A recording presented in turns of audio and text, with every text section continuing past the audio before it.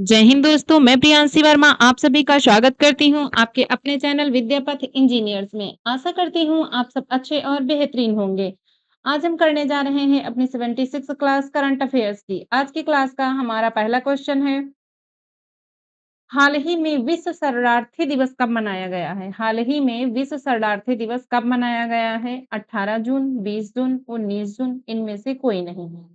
ये मनाया गया है 20 जून को। कब मनाया गया है? 20 जून को मनाया गया है। विश्व शरणार्थी दिवस जो है ये हर साल दुनिया भर में 20 जून को मनाया जाता है। यह दिन उन लोगों के साहस, शक्ति और लचीलेपन को सम्मानित करने के लिए समर्पित है, जिन्हें संघर्ष, उत्पीड़न या हिंसा के कारण अपने गृह देश को छोड़ने के लिए मजबूर होना पड़ा है।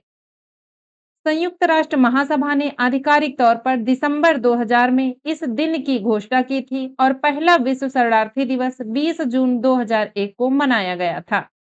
नेक्स्ट, हाल ही में 11वें अवर ओशन कॉन्फ्रेंस ओओसी के दौरान कितने देशों ने मोम्बासा घोषणा को अपनाया है? 12, 17, 15 या इनमें से कोई नहीं। तो ये अपनाया है 15 देशों ने। किसने? 15 कितने? 15 देशों ने। जून 2026 में केन्या के मोम्बासा शहर में 11वें अवर ओशन कॉन्फ्रेंस का आयोजन किया गया था। इस सम्मेलन के दौरान 15 देशों अफ्रीका, एशिया, कैरिबियन, यूरोप और प्रशांत क्षेत्र से मिलकर मोम्बासा घोषणा को अपनाया है। इसका उद्देश्य क्या है? इसका मुख्य उद्देश्य वैश्विक स्तर पर अवैध, बिना रिपोर्ट वाली और अनियमित मछली पकड़ने की आईयूयू फिशिंग की गतिविधियों को रोकना और समुद्री सुरक्षा व पारदर्शिता को बढ़ाना है। नेक्स्ट,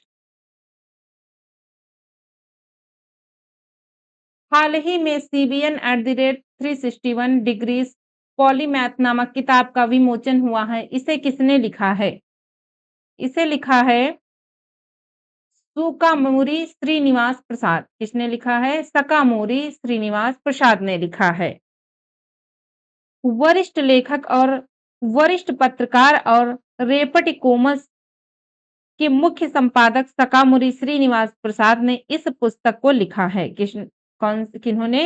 वरिष्ठ पत्रकार और रेपटी कोसम के मुख्य संपादक सकामुरी श्रीनिवास प्रसाद ने इस पुस्तक को लिखा है।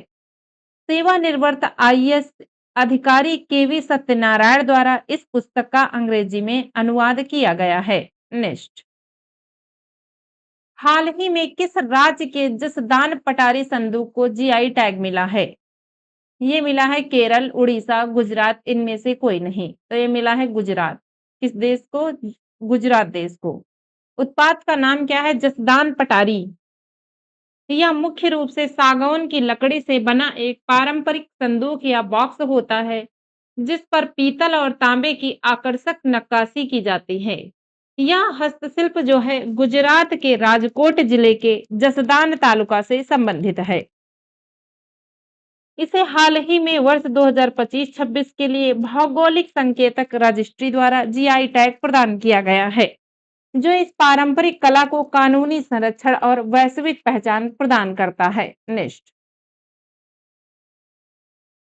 हाल ही में कहाँ नए आपराधिक कानूनों पर न्याय संहिता प्रदर्शनी का उद्घाटन हुआ है?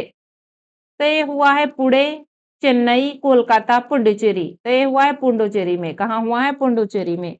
नए आपराधिक कानूनों भारतीय न्याय संहिता पर जागरूकता फैलाने के लिए इस न्याय संहिता प्रदर्शनी का आयोजन पुडुचेरी पुलिस द्वारा बीच रोड पर किया गया। इसका उद्घाटन पुडुचेरी के उपराज्यपाल के कैलाश नाथन और मुख्यमंत्री एन रंगास्वामी ने किया है। नेक्स्ट, हाल ही में शोधकर्ताओं ने किस राज्य में लगभग 1.5 करोड़ 15 मिलियन साल पुराने जीवाश्मों की खोज की है? केरल, उड़ीसा, तमिलनाडु, इनमें से कोई नहीं। तो ये किया है उड़ीसा ने। किसने किया है? उड़ीसा ने किया है। कब? जून 2026 में शोधकर्ताओं और छात्रों की एक टीम ने उड़ीसा के मयूरभंज जिले में बारीपादा के पास लगभग 1.5 करोड़ वर्ष पुराने समुद्री जीवों के जीवाश्म खोजे हैं।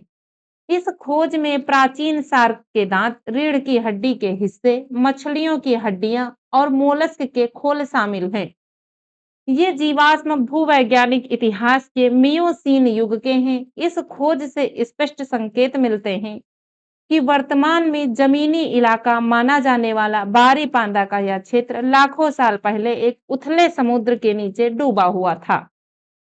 नेक्स्ट, हाल ही में पूर्वोत्तर के सबसे बड़े ऑर्गेनिक मसाला प्रोसेसिंग प्लांट का उद्घाटन किस राज्य में किया गया है?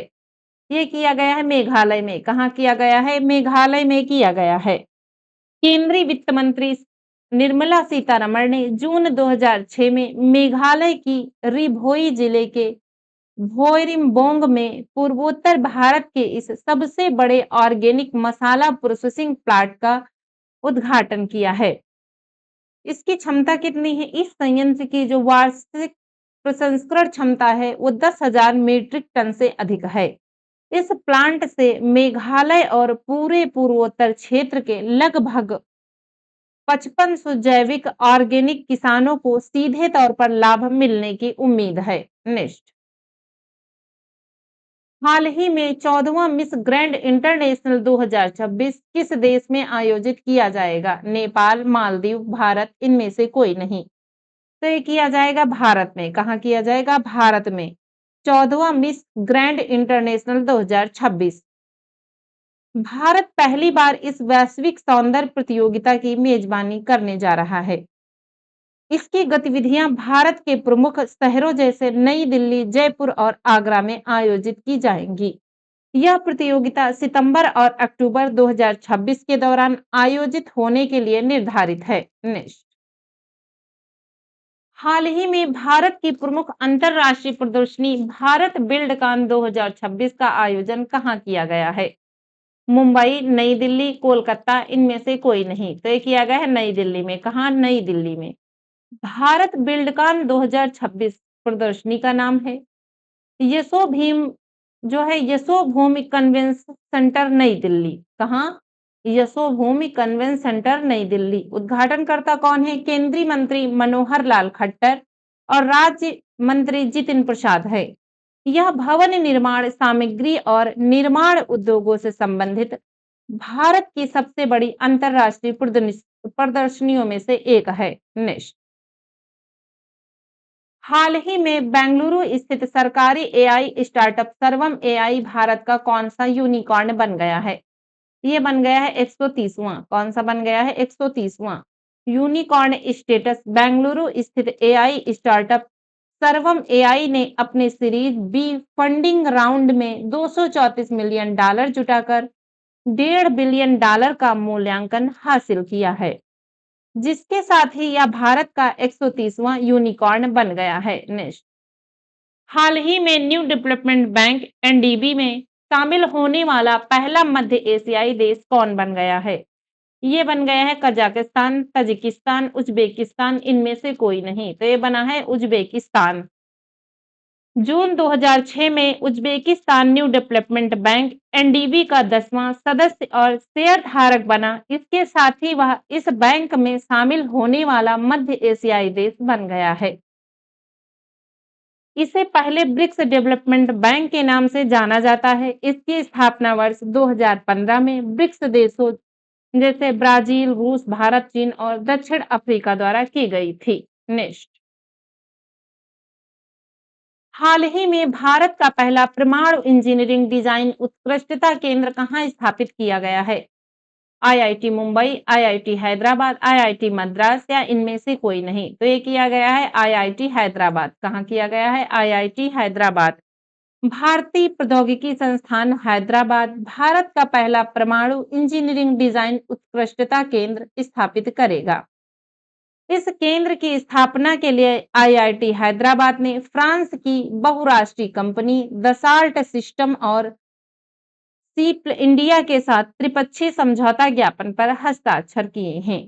इसका मुख्य उद्देश्य के बढ़ते नागरिक परमाणु ऊर्जा के लिए विश्व स्तरीय इंजीनियरिंग प्रतिभागों को तैयार करना और उन्नत परमाणु रिएक्टर तकनीकी सुरक्षा प्रणालियों तथा 3D डिजिटल ट्विन टेक्नोलॉजी के माध्यम से अनुसंधान एवं नवाचार को बढ़ावा देना है।